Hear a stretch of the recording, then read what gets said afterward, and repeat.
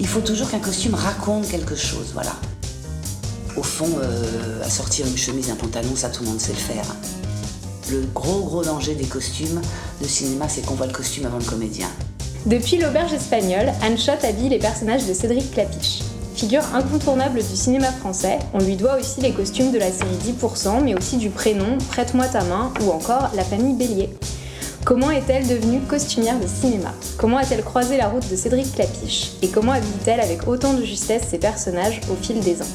Anne Schott, merci beaucoup d'être ma seconde invitée et bienvenue dans Profession costumière. Première question essentielle, comment devient-on créatrice de costumes de cinéma? Il faut aimer le cinéma avant tout. Voilà. J'ai envie de commencer comme ça parce que, au fond, c'est la vérité. C'est pas aimer forcément les vêtements, parce que ça peut amener à de la mode. Les costumes de cinéma, c'est plus particulier que ça. Et voilà, moi je dis qu'il faut aimer le cinéma. Il faut aller au cinéma, il faut avoir vu beaucoup de films, il faut comprendre ce qu'est une mise en scène. Voilà, donc c'est un peu tout ça qui a fait que je suis arrivée au costume de cinéma, parce que j'aime le cinéma, j'aime les acteurs. Et voilà, je n'ai pas fait d'études particulières. D'accord, pas de formation. Pas de formation, non. Par contre, j'ai été l'assistante d'une, ce qu'on appelle styliste dans la pub. Moi, j'ai commencé dans la publicité, en fait. D'accord. Et ça a été une très bonne école pour tout ce qui est la rapidité de recherche, de penser et de trouver les choses. Voilà. D'accord. Ça a été une bonne école, finalement. Et j'ai eu la chance de travailler avec, effectivement, une costumière de pub, mais qu'on appelle styliste dans la pub, et qui par la suite a fait d'ailleurs beaucoup de films d'Alain Resnais et tout ça. Donc c'était quelqu'un de très... C'est chouette, donc il y avait aussi une sensibilité. Absolument. Il y avait une sensibilité de cinéma. Comment as-tu croisé la route de Cédric Klapisch? Eh bien, en fait, par son ami et producteur Bruno Lévy. Que moi, Bruno, je le connais depuis très longtemps. Je le connais quand il était directeur de casting. D'accord. Et donc, on avait été bien sûr amenés à travailler ensemble, puisqu'il était directeur de casting. Et puis, il a eu envie de me présenter Cédric parce qu'il pensait qu'on allait avoir une bonne collaboration. Et voilà. Et ça s'est fait vraiment. On a pris un café un jour avec Bruno. Et voilà. Et Cédric Le courant est passé. Et on a donc commencé l'Auberge espagnole à ce moment-là. Tout à fait, voilà. Donc c'était en 2002. Enfin, le film est sorti en 2002. Donc, on l'a tourné en 2001, quoi, un truc comme ça. Voilà. Et c'est un film qui a eu un très beau succès et qui est toujours culte pour toute une génération. Ouais. Il est culte un peu comme Le Péril jeune d'ailleurs. Hein. Pas pour les mêmes raisons, mais... Tout à fait, c'est vraiment... C'est génération, oui, voilà, c'est générationnel. Là, c'est vraiment la génération Erasmus. Exactement. Et c'est vrai que... Mais alors, c'était très amusant comme on l'a tourné, hein, parce que les textes étaient écrits le matin. Ah oui. On tournait à midi, jusqu'à au moins 10-11 heures du soir. Tout ça à Barcelone, tout ça dans une ambiance quand même follement sympathique. Et voilà. Et moi, au fond, j'avais monté un espèce de stock. Et c'est à partir de ce stock que j'ai finalement habillé un peu toute cette petite bande. Voilà.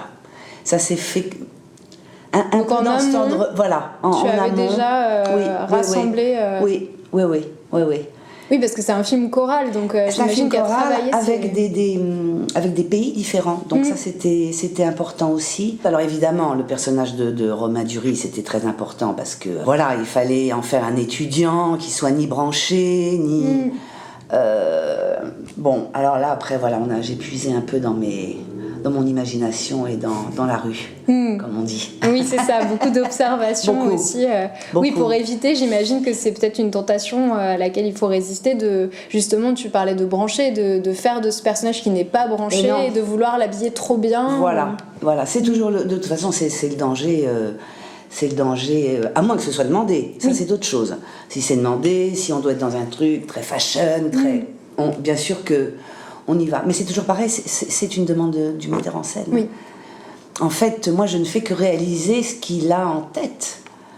Et après, à partir de là, c'est vrai que quand il y a une bonne collaboration comme avec Cédric, maintenant, j'arrive à interpréter très vite ce qu'il a en tête et ce qu'il a même pu écrire sur certains personnages. Voilà. On gagne beaucoup de temps finalement. Au fil des collaborations. Oui. Et justement, je voulais te demander comment est-ce qu'il te parle de ces personnages. Il m'en parle plutôt via leur métier, la famille de laquelle ils peuvent être issus. Voilà, ça part plutôt de quelque chose de social. Ça part de la psychologie.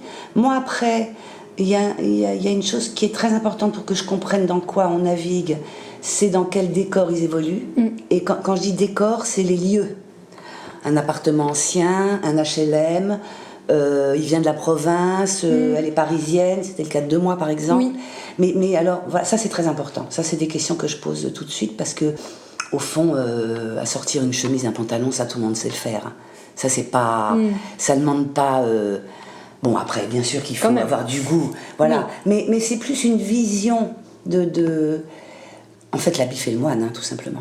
Les gens ne s'habillent pas par hasard, ils s'habillent en fonction de ce qu'ils sont, d'où ils viennent, de leur métier, de leur histoire d'amour, de tout ça. Et donc toi, ton métier, c'est de traduire tout ça.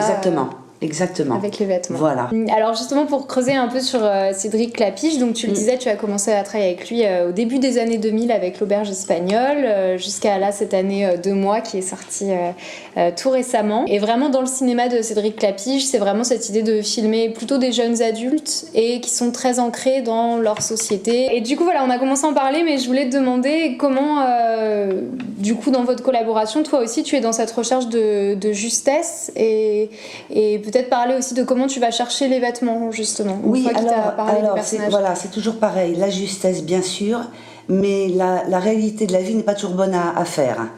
Alors, évidemment, forcément, je réinterprète un peu les choses que je peux voir, ou la manière dont les gens s'habillent, ou la mode qui s'installe. Voilà, j'essaye d'interpréter, en fait. Et je travaille moi beaucoup sur les silhouettes, à vrai dire.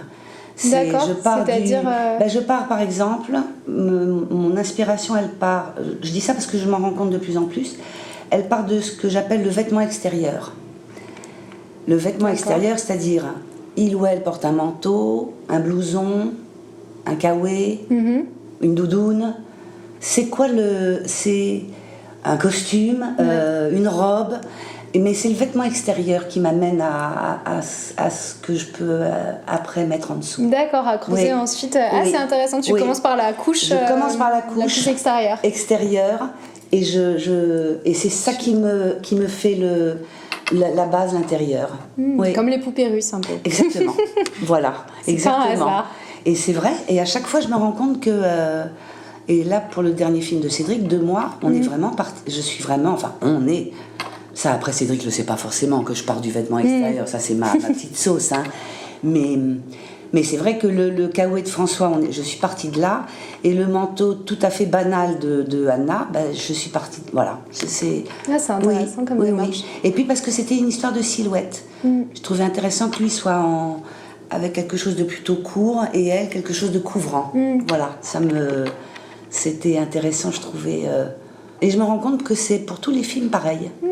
Donc et puis c'est vrai que dans ce que les vêtements montrent de nous, c'est vrai que le manteau ou la veste, c'est vraiment ce que les gens voient à l'extérieur. C'est vraiment la protection quand même. Se protéger ou ne pas se protéger. Donc ça révèle forcément quelque chose de son état psychologique. Donc on parlait d'inspiration et je me demandais comment tu t'inspires pour tes Mais je m'inspire contemporains. beaucoup aussi de la rue. Et il peut m'arriver de m'installer à une terrasse de café pendant 1 heure dans certains quartiers de Paris et de regarder et d'observer. Et généralement, il se passe des choses. Les idées viennent. Les idées viennent. Même si je les réinterprète, mais tout de même... oui, c'est Jean-Paul Gaultier d'ailleurs qui disait ça. Il disait qu'il s'était beaucoup inspiré de la rue pour toutes ses créations finalement. Donc comme quoi... Tu te poses la question parfois de est-ce que ça va être démodé, est-ce que c'est-à-dire ça représentera une époque? Non, c'est pas est-ce que ça va être démodé, mais est-ce que ça ne va pas être pittoresque dans 10-20 ans, voilà. Ça, c'est plus ça ma préoccupation. Le pittoresque, ça j'aime pas beaucoup. Même sur un personnage, une bourgeoise ou une femme de ménage, au fond, moi, j'aime pas beaucoup faire du pittoresque, comme j'appelle. Voilà, c'est pas parce qu'on est une femme de ménage qu'on s'habille mal. Oui. Et c'est pas parce qu'on est une que tu as bourgeoise traité qu'on s'habille dans bien. Ma part du gâteau Voilà, ou exactement. avec la tenue Voilà. de Karine Viard. Exactement. C'est pas... J'aime pas trop...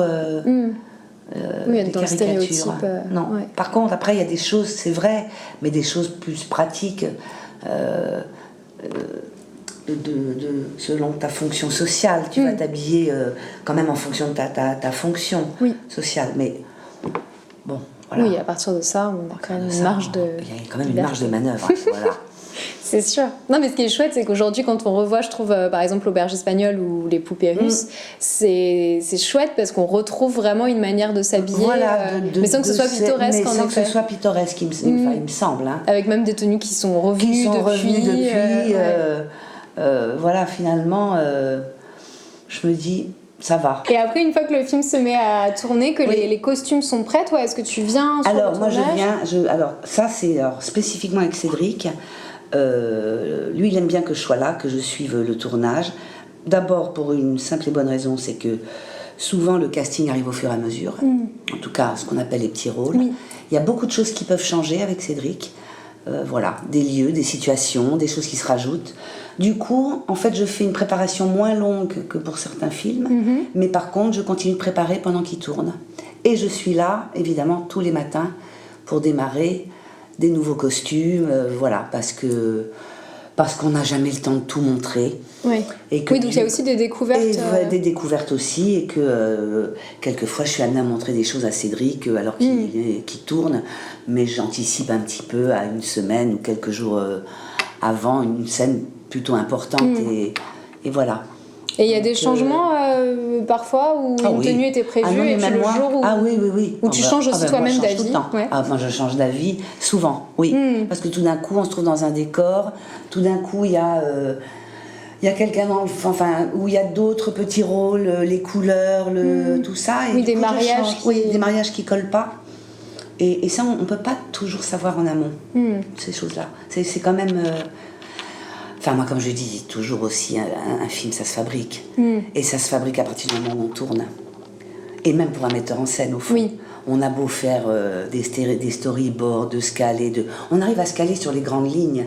Mais après, il y a tout un petit tricotage et qui est très important. Et qui plus est sur les films de Cédric, où il y a quand même beaucoup de petits rôles. Voilà. Et les petits rôles sont aussi importants que les principaux. Oui, ça fait vraiment aussi la beauté de son cinéma. Oui. Et c'est pour ça qu'on aime ce qu'il fait. Oui. C'est aussi... Dans 2 mois, notamment, c'est vrai qu'ils sont fantastiques, tous ces petits personnages. Tous ces petits personnages, ils sont super. Et dans tous ces films, c'est comme ça. Ouais. Et c'est pour ça qu'on aime son cinéma. C'est vrai. Donc c'est important d'être là au quotidien, ben voilà. Tout à fait. Dans 2 mois, comme dans ses films précédents, Cédric fait une petite apparition. Oui. Donc est-ce que c'est toi aussi qui l'habille ? Oui, alors où je l'habille, où il me dit, écoute, j'ai ça à la maison, qu'est-ce que t'en penses ? Je dis, parfait Cédric, t'as ça, et puis moi j'ai ça de mon côté, et avec ce petit mélange-là... On est parfait. Et voilà, on s'organise. Oui, ça fonctionne très bien là en tant que psy. Oui. On y croit tout à fait. On y croit tout à fait. Après, justement, en regardant les films sur lesquels tu as travaillé, je me suis rendu compte qu'il y avait des comédiens que tu avais retrouvés régulièrement, par exemple Romain Duris, bien sûr, mais aussi Karine Viard, Cécile de France. Oui. J'ai noté par exemple ces noms-là. Est-ce que ça change quelque chose dans... Non. J'ai un regard. C'est extrêmement professionnel à chaque fois. Voilà. Tu vois le personnage, tu réfléchis je vois au le personnage, je fais les essayages de la même manière que si je ne les connaissais pas. Je me dis toujours que je découvre ces actrices. Très bien. Oui, c'est commencer avec un œil neuf, quel que soit le projet. Toujours. Alors, autre question, justement, donc on parle de tes costumes. Est-ce qu'il y a un ou des costumes dont tu es particulièrement fière ? Alors, tu as envie de me parler ? En fait, pas du tout. D'accord. Mais par contre, ce dont je suis fière, c'est des metteurs en scène ou des metteuses en scène avec qui je travaille. Voilà, ça c'est la seule réponse que je peux donner. Parce que, non. C'est comment j'ai été guidée par les gens avec qui j'ai travaillé. Voilà. D'accord. Parce qu'une fois de plus, tout vient du metteur en scène. Hein. Tout vient du metteur en scène. Et est-ce que dans l'histoire du cinéma, il y a des costumes qui te plaisent particulièrement ? Alors, il y a quand même quelqu'un qui m'a toujours ébloui et par ses films, et par le look, et par sa costumière avec qui il était. Alors, il était en étroite collaboration, c'est les films d'Hitchcock. Voilà. Et il avait, c'est vrai, une costumière absolument formidable, qui s'appelait Edith Head, et qui a fait quand même des choses formidables, dans le sens où alors que c'est de l'époque, hein, quand même. Mais moi, je trouve que c'est absolument pas démodé. Oui, je suis d'accord, c'est une grande figure. C'est une grande figure du costume. Vraiment, pour moi, c'est la plus grande. Et puis, il y a quelque chose de très stylisé, de très brut, en fait, dans les films d'Hitchcock, dans ses costumes, et ses décors aussi, d'ailleurs. Oui. Et ça, c'est très, très moderne. C'est très, très moderne. C'est vrai. Ah oui. Et ça inspire d'ailleurs énormément encore aujourd'hui. Et il change très peu. Si on regarde bien tous ces films, finalement, ces héroïnes changent très peu de costumes. C'est toujours, il y a une espèce de ligne. Voilà, ça, moi aussi, j'aime beaucoup. Je trouve que trop de costumes, tue le costume, comme on dit. C'est vrai. Et puis, il y a des réflexions. Là, c'est comme dans la vie, on ne se change pas non plus tous les 4 matins. Exactement. Mais ça fait partie de la justesse de ton travail. C'est vrai. Et tu parlais du manteau, enfin du kawaii et du manteau. Voilà, à un moment donné, étant donné leur vie, la saison, ils ne vont pas s'amuser à sortir tous les jours avec un manteau différent. Ils rajoutent un bonnet, une écharpe et voilà. Comme dans la vraie vie. Mais comme dans la vraie vie. Et parce que aussi, ce sont des personnages qui ont été écrits comme ça. Oui. Une fois de plus, ce serait un personnage qui aurait des tocs sur les vêtements. Oui, exactement. Alors là, on la ferait changer. Très mondain. Voilà. Et ça en deviendrait drôle et on se dirait... C'est ça. Mais là, ça n'aurait pas de sens. Mais ça n'aurait pas de sens. Et dans les costumes d'Edith Head pour Hitchcock, est-ce qu'il y a certains que tu préfères encore ou dans l'absolu? Non. Moi, je dirais l'ensemble de l'œuvre. Mais vraiment. Mais vraiment. Je comprends. Ah oui, je trouve qu'il y a une démarche artistique folle, quoi. Avec des vêtements qui jouent un rôle, enfin des costumes, j'y pense. La mise en scène. C'est vrai, Rebecca, par exemple, la robe de bal a une importance incroyable. Exactement. Vertigo, qui est mon préféré, je crois. C'est incroyable quand il lui recrée la tenue. Etc. Enfin, c'est-à-dire que c'est là où c'est intéressant, et comme je disais à un moment donné sur une question, le costume aide la mise en scène, hein, ni plus ni moins. C'est en ça que c'est intéressant. Il faut toujours qu'un costume raconte quelque chose, voilà. C'est pas qu'il soit joli ou pas joli, la question n'est pas tant ça. La question est, qu'est-ce qu'on raconte à travers ça ? Et alors, si tu le veux bien, maintenant on va faire des petits focus, donc parler de 10% et puis ensuite de moi. Pour commencer par 10%, est-ce que tu peux nous raconter encore une fois comment tu es arrivée sur ce projet-là ? Par Cédric Clapiche, qui a donc accepté de réaliser les 2 premiers épisodes, de s'occuper d'ailleurs de toute la direction artistique, hein, je tiens quand même à le dire. Donc casting, décor, regard sur les costumes, voilà, c'est vraiment... Il a vraiment posé tout le socle de la série. C'est vraiment grâce à Cédric, hein, uniquement, hein, ça je le dis bien haut et fort. On entend. Et du coup, comme il a voulu... il a fait donc appel à ses collaborateurs de film, hein, il a voulu que ce soit traité comme un film. Donc je crois que c'est ça qui a fait le succès au bout du compte de cette série, c'est qu'effectivement on a traité ça comme un film, comme un long métrage. Avec une qualité... Et pas du tout à se dire c'est de la télé, on va faire du bleu, du jaune, du machin pour que ça... Non, on s'est dit, il faut traiter ça comme si on faisait un long métrage. Et dans les costumes aussi. Et évidemment dans les costumes aussi. Et c'est vrai que du coup le retour a été quand même celui-là. Hein. Ça a été, tout à fait. Et je dirais pas de bêtises en disant que les séries françaises après de qualité se sont inspirées quand même de cet artiste. En tout cas, de les faire comme c'était un long métrage. Oui. Comment on t'a parlé des personnages de 10% ? Quelles étaient les envies ? Quelles étaient les briques sur ces personnages ? Non, parce que en fait, une fois de plus, en parlant avec Cédric, en regardant bien comment les personnages étaient écrits, chacun, Camille Cotin qui aime les filles, donc le côté masculin-féminin, Thibaut de Montalembert qui est en fait Bertrand de Labbé. Donc Bertrand de Labbé, moi j'étais amenée à le croiser, qui est donc le patron d'Art Média. C'est un gars, alors là, costume, cravate, voilà. La petite secrétaire, Laure Calamy, c'est la petite secrétaire un peu sexy, donc voilà. Liliane Rover, alors là, moi j'avais envie de lui donner un côté comme ça, comme elle est très gouailleuse, mais j'avais envie qu'elle ne soit pas vulgaire. Donc elle est quand même la classe, qu'elle soit un peu rock'n'roll, un peu la classe à la Sonia Rykiel. Voilà, j'avais un peu ou Vivienne Westwood, enfin j'avais ce... C'est vrai qu'elle évoque ces figures-là. Voilà, je voulais qu'elle ait ce petit truc-là, quoi. Et puis après, voilà, les autres, Nicolas Maury, Oui. qui aime les garçons, je lui ai donné un petit côté, mais sans en faire des caisses. Oui, tout un est petit très côté, subtil. les choses près du corps. Voilà, c'est que ce soit subtil, le personnage de Camille Cotin ou le sien, voilà. on n'est pas du tout dans la caricature. On n'est pas dans une caricature, mais on est quand même dans ce qu'ils sont. Le costume raconte quand même ce qu'ils sont. Et alors, dans cette série, elle est aussi beaucoup appréciée parce qu'il y a des acteurs connus qui viennent jouer leur propre rôle ou presque. Et je me demandais comment justement on habille. Je notais par exemple Cécile de France, Isabelle Huppert, Monica Bellucci. Comment on habille ces comédiennes qui jouent ou presque leur propre rôle? Eh bien, tout simplement en accord avec Cédric, dès la saison 1, j'ai dit, au fond, ils jouent leur propre rôle, les guests. Est-ce qu'il ne faut pas aller dans leur garde-robe en disant que c'est une vraie idée, que c'est pas pour faire des économies ou je sais pas quoi. C'est juste que, est-ce que c'est pas ça qu'il faut faire et qui est intéressant?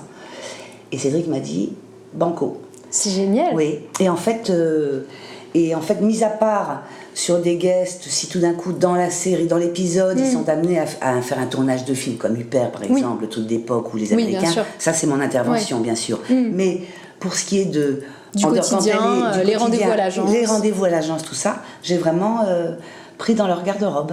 C'est génial, ils ont accepté, ils se sont laissés faire. Jamais aucun refus. Mais c'est vrai qu'en plus ça doit être agréable parce que c'est des vêtements qu'ils ont choisis pour eux. Et puis, donc ils doivent être ils ont compris de... tous, il n'y en a pas un qui n'a pas compris le...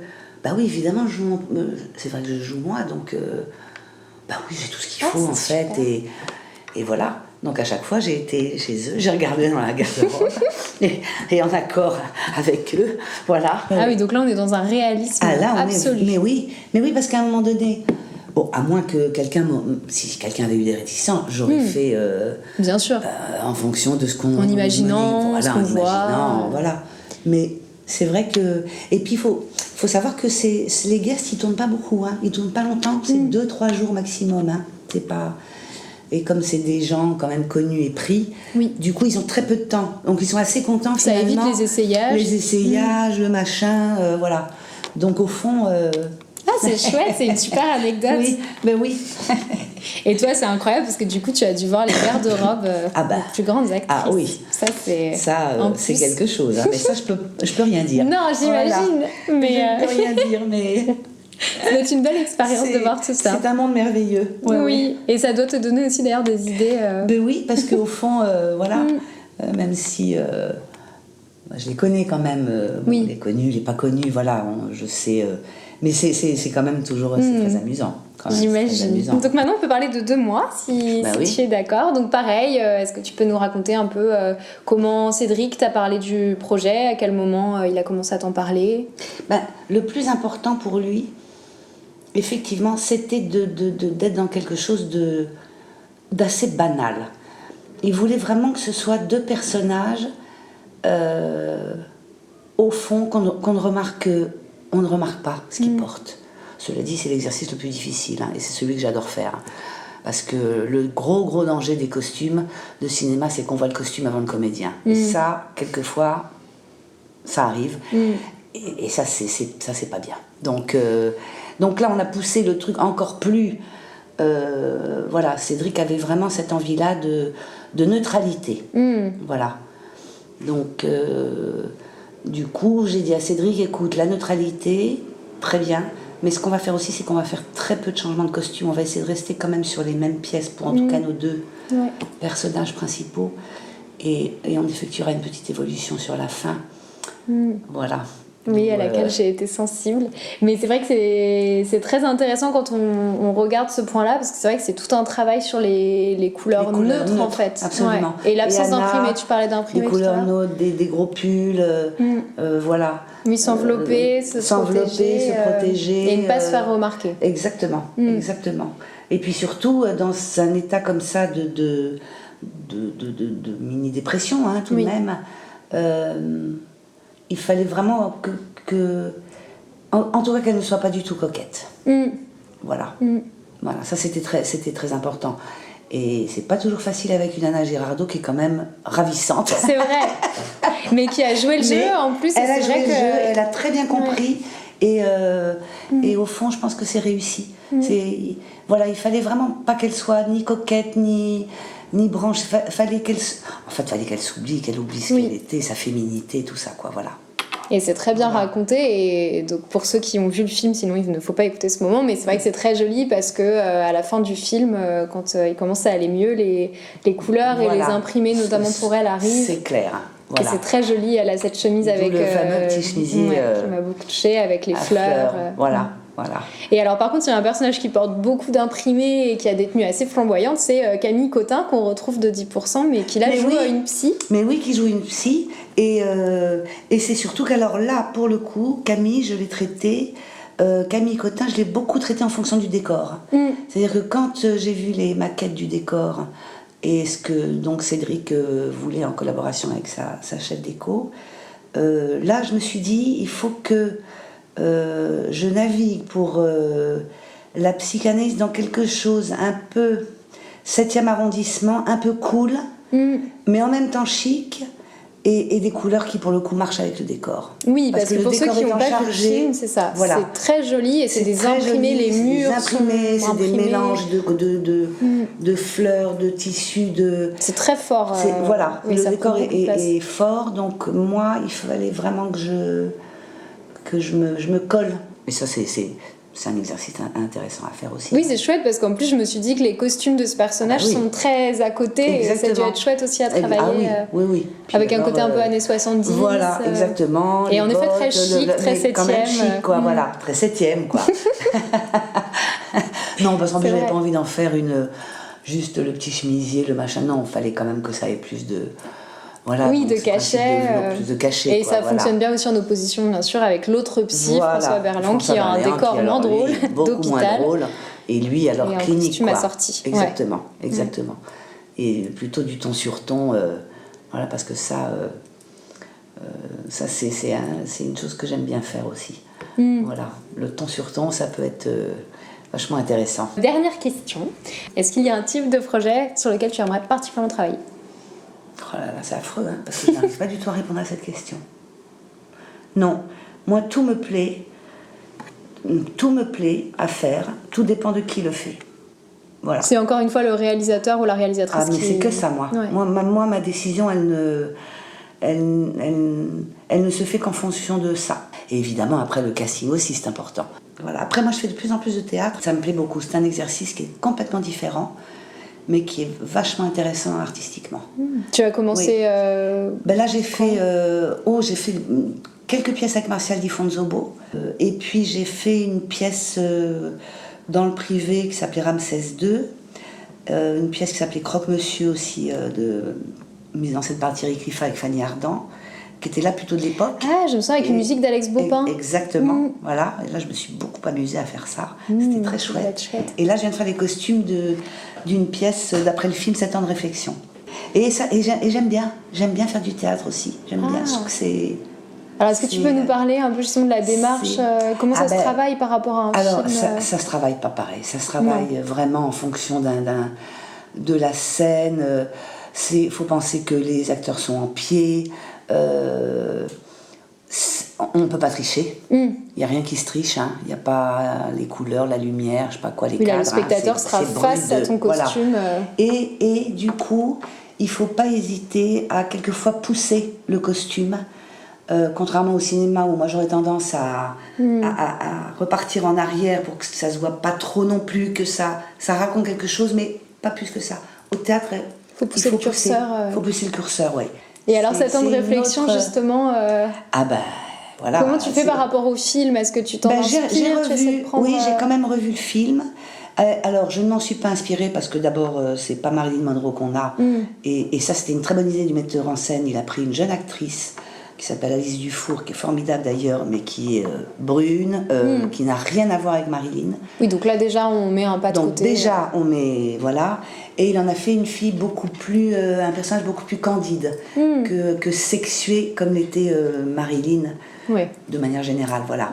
Donc j'ai quand même, j'ai revu le film, mais j'ai rien fait de semblable. Même la robe blanche, on l'a pas... Oui, j'allais te demander. Non. Alors par contre, il a fait un clin d'œil à la fameuse robe blanche, c'est-à-dire qu'à un moment donné, sur scène, il y a une espèce de soufflerie, mais elle est dans une petite robe, dans une robe bleue à petits pois. Et effectivement, la robe s'envole quand même. Voilà, ça c'était le petit clin d'œil, mais je n'ai pas suivi, non, j'ai pas suivi... Mais ce qui est d'autant plus intéressant d'ailleurs. Mais exactement. Par contre, j'ai plus suivi pour le personnage masculin, pour Guillaume de Tonquédec. Alors j'ai plus suivi la silhouette qu'a le comédien dans le film de Billy Wilder, c'est-à-dire les pantalons plutôt larges, taille plus haute, chemise, petite cravate. Je me suis inspirée du film parce que je trouvais ça vachement bien. C'était chouette ces costumes, c'est vrai que c'était des jolis donc, coupes qu'on voit plus trop. Et... Voilà, donc mais pareil, hein, c'est une sorte de silhouette ça aussi. Oui, c'est vrai. Ah, c'est intéressant ces projets de théâtre. Oui, et donc ça c'est quelque chose que et tu ça, as envie ça de vient de continuer. Ah oui, ça oui. Oui, le théâtre, moi ça me plaît bien. Merci à Anne Schott d'être venue parler de son métier, de son approche du costume et de sa collaboration avec Cédric Clapiche. Vous pouvez retrouver Profession Costumière sur Instagram, @profession costumière. Si vous aimez l'émission, n'hésitez pas à en parler autour de vous. À bientôt sur Profession Costumière.